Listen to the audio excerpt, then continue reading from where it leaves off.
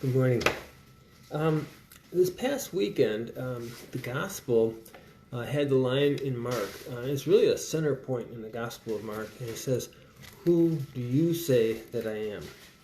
And it's easy to talk about who Jesus is because we have a man, and we have some history, and we have a lot of facts about him, and so we can know something about him. But if we ask the bigger question, who is God? We get into some pretty murky territory, and what I found extremely helpful, and I struggle myself with an image of exactly who is God. We know he's personal, we know he's omnipotent, we know all these things, and yet at some level, I, and probably you if you give it serious thought, have a frustration with who is God. What I found very helpful, there is a gal named Elizabeth Johnson. She was born in 1941. In 1981, she was the first woman to get a doctorate degree at Catholic University of America, and she went on to be a great theologian. She's sometimes been criticized by the bishops, but in general, she's been really at the forefront, and that's not an easy thing to do when you're looking at so many different ways. But I found she has a book called Quest for the Living God. And in this, I found it very helpful because before she gets into all different types of theologies or ways of looking at things in terms of feminist theology or liberation theology, before she gets into any of that, she says, hey, we have to get some ground rules straight. And I find these ground rules helpful to me. So I'm going to share them with you. The first is she says, the first and most basic precept is this: the reality of the living God is an ineffable mystery beyond all telling.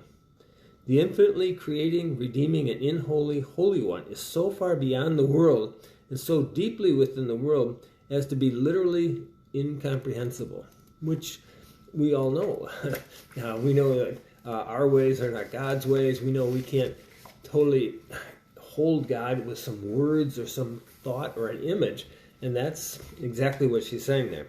The second thing is also interesting, and that is that there is no expression for God that can be taken literally. None. Our language is like a finger pointing to the moon. It's not the moon itself.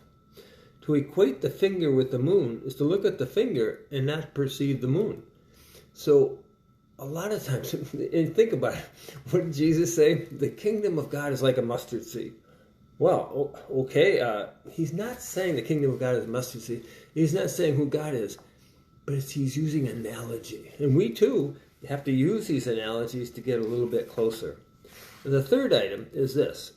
It says, from this, and that's a quote from Thomas Aquinas, he argues that articulating the third ground rule, we see the necessity of giving God many names. That's in Summa Contra Gentiles. If human beings were capable of expressing the fullness of God in one straight as an arrow name, the proliferation of names and concepts throughout history and religion would make no sense at all.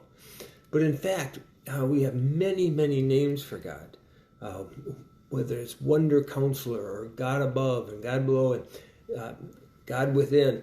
We have so many names, and we need to have these names because they are one little bit of a reflection of who God is. And as we try in our best ways to love God, I think Elizabeth Johnson did a lot to help us get a little closer to understanding we can't get hung up on the literals or the particular ideas that I have or she has. We have to be much more closer to an adoration and a love of God and a love of each other, whom God is within. Have a good day.